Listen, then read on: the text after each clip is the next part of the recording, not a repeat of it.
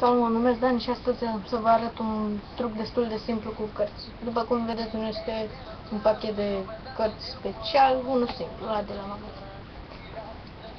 Eu n-am telespectator, așa că voi zice singur stop, amestec cărțile să nu spuneți că îi știu a câta a fost și o să încep. O să spun eu stop.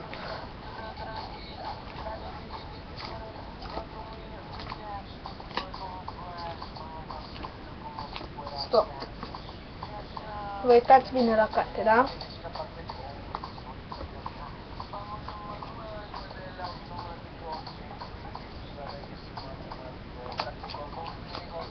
Amestecăm iar cărțile. Cer scuze.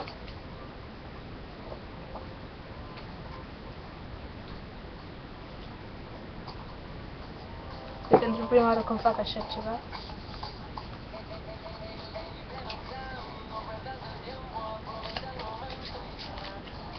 Și acum este un aranjament de cărți.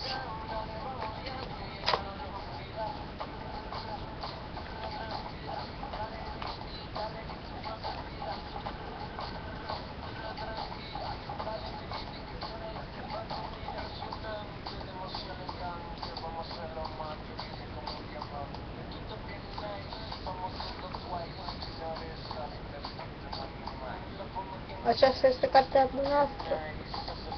Presupun că nu.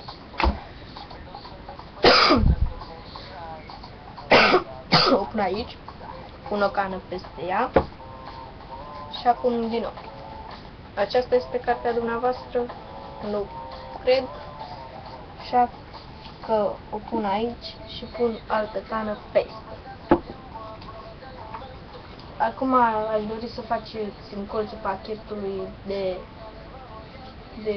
3 ori așa și până o faceți așa. Și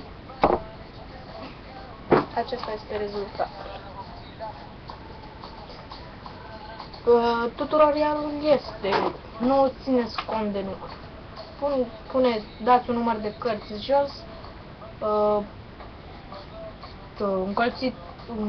îndoiți ușor colțul și când să începeți să le amestecați, vă uitați ușor, îndreptați colțul și vedeți și care este cartea.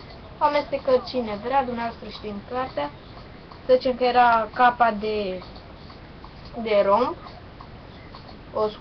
Îi scoateți puțin un colț mai sus și faceți așa.